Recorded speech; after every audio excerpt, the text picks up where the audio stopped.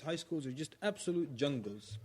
And so I could no way put a schedule and say, do this, do that. Wallahi, the best thing I can say is just fear Allah as much as you can. Fear Allah as much as you can. If that's your agenda, to fear Allah as much as you can, that will cover your gaze, it will cover how close you physically get to women, all these things. And in these high schools, wallahi, there's even no such thing as distance now between men and women. And sometimes you go to a school or something, give a khutbah, someone wants to come ask you a question, sister will get in your face. You move back, she comes close again. You move back, these things are all lost. So just fear Allah as much as you can. That's the best advice I can give you. Wallahu ta'ala alam. The question talks about music. Seems that this question always comes up when I'm in this masjid. Is it sin to listen to music? That's the first one. And the second one, how can a person remove the addiction to music? Of course, and yes, the answer is yes, it is, because it's something that's haram, and you're not supposed to be listening to it. The person the questioner used the general term music, so I'll assume he's talking about something that has instruments accompanied in it, and not poetry that's recited in a melodious way without drums and without any kind of instrument or anything that imitates the sound of an instrument. So if that's the case, then it is not permissible to listen to it, and it's sinful to listen to it. Then the second question, how can someone remove the addiction of music?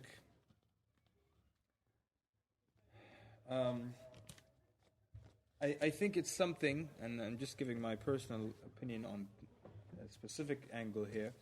I think it's something that people become very accustomed to and very used to, but I don't believe you really get addicted to it, where it's so difficult to quit listening to music that you need, as I said, a patch to put on and then, or gradually decrease listening to music. There are many people who just stop listening to it because it's not something that you require so much. And even when you want to listen to a song, it's not such an intense craving. But of course, one of the ways you can stop, if you want to call it an addiction, is that you fill your heart with something that is the total opposite of music. And that is the Quran. I think everyone is very aware of that. The Quran is totally opposite of music. And the feeling you get from the Quran is totally the opposite of the feeling you get from music. And the effects of the Quran are also the opposite. Because the Quran, it calls you to good manners, to Hayaa, to good deeds, to fear Allah, to having the feelings of taqwa. And music does always the opposite of that. Listening to anything with instruments and things of that sort, it doesn't bring you closer to Allah. It takes you in the other direction. And so you fill your heart with the Quran, it will push out the music. And it was the scholars used to say, since many years ago, they used to say that the two cannot be combined in the heart of the believer, either music or either Quran. So one way to push the music out is to listen to the Quran. The other way is, once you recognize that it's haram, that in itself will decrease from the enjoyment of listening to it. There's one story that I told yesterday, because the sister mentioned yesterday.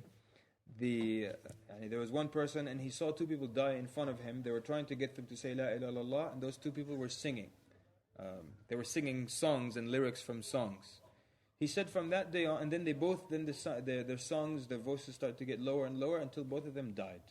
So they'll meet Allah singing like this. The Prophet said, you'll be resurrected doing what you were doing on this earth. They will be resurrected. Some people will be making, saying labbaik Allahumma labbaik. Some people will be making takbir, and some people will be singing.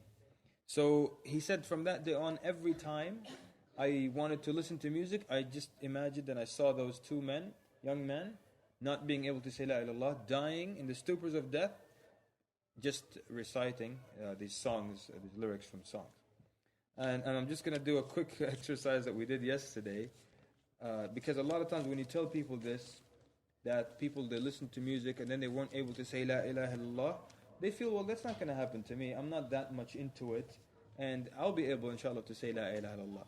So I mentioned this doctor in a Muslim country, and he's a religious person, we don't overpraise him. And he said that 36 people died in his hands, and he tried to get them to say La ilaha illallah. 36 people died in front of him. He would tell them, say La ilaha illallah, La ilaha illallah. And he said, out of 36, only one young man was able to say La ilaha illallah. Everyone thinks they're going to say it and then, pass away and it's going to be romantic. No. He said, out of 36, only one person was able to say it. But yet people are so sure that they're going to be able to say it, and they're so sure they're not going to be singing when they die. So I'll give you this example, just not that inshallah none of you will be from that group, but so we can be at least afraid of falling into that. When you've probably had a song stuck in your head before, right? So this dumb song, and it's a tune that you probably don't even like, it's stuck in your head all day. And you tell the brothers, yeah, I'm singing this thing all day, I'm trying to get this out of my head. It's some dumb song stuck in your head. You're awake and conscious, 100% awake and conscious, and you can't control this song coming to your mouth. So what happens when you're in the stupors of death? Stupors of death, it's like a drunken state. When you're in this state of death, when you're conscious, you can't stop it. What makes you think when you're in the stupors of death, you can prevent something like this, or one song that you love in the back of your head, coming to the tip of your mouth and coming to your tongue when you're in time of death? Also, people, we should all examine ourselves. What kinds of things roll out easily from our tongue? I mean, when you have a near accident, or you drop something, it breaks, do you say Subhanallah, Astaghfirullah, Bismillah? What naturally comes out of your tongue? And do you curse and do you damn when something falls? Do you say a bad word when something falls? So if the natural thing that flows out of your mouth, bad words, a curse when something happens, what makes you think that good words and La ilaha illallah will come out of your mouth when it's time for death? I'm only saying that we pray to Allah Azza wa Jalla. No one in this room is from that group, but I'm only saying that so we can recognize it could happen to us, and we should be afraid of it, and we should never be overconfident with our Iman and what we will experience at time of death. You should always be afraid of that, and when you seek refuge in Allah from that and you're afraid of that, you can never enjoy listening to music, knowing that these lyrics can come, and this is how you will meet Allah on the day of Judgment. Allahu ta'ala a'lam. The Shaykh wants to add to that.